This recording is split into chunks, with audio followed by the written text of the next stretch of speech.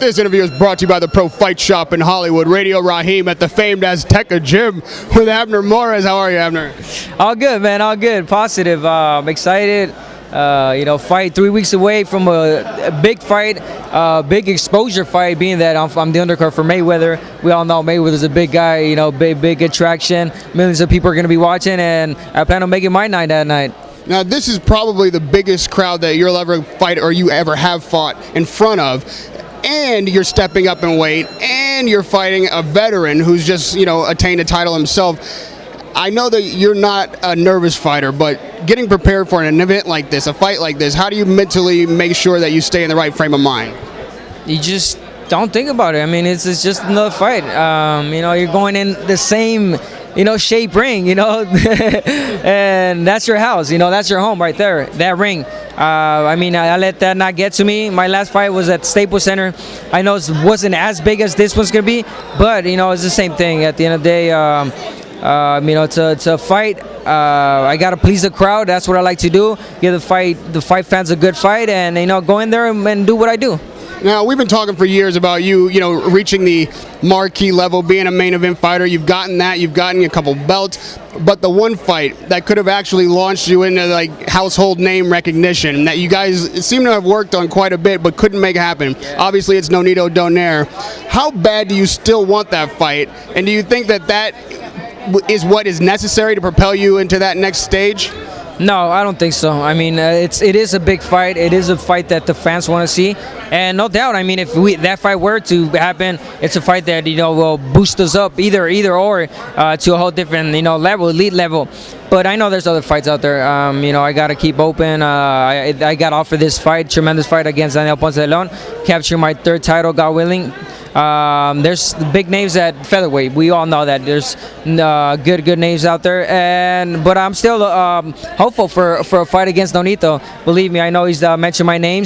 I know he's getting ready for his weekend fight.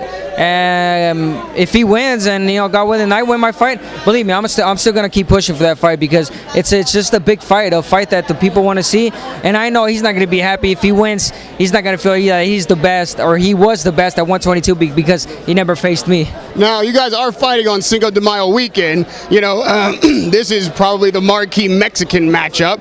It even made me think of Oscar De La Hoya and Chavez a little bit. You've got a lot of fanfare. You're up and coming. You're trying to establish your name, and Ponce De Leon is an old school favorite. What are you doing gym-wise, technically, to face a guy who some even think beat Adrian Bronner? Yeah, man. I mean, this is a guy. I'm not going in with no chump. This is the guy. He's a world champion. He's been fighting the best. He fought Gamboa. He fought Broner. He fought.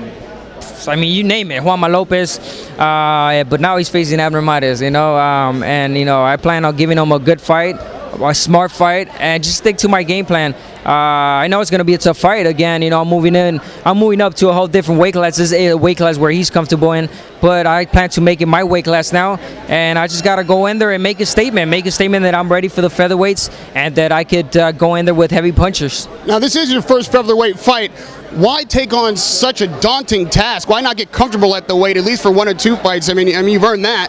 Yeah, bro. I'm that type of fighter, I'm that type of fighter. I like to take advantage of opportunities. This opportunity got offered to me to fight for my third world title against Ponce De Leon. I had a great undercard.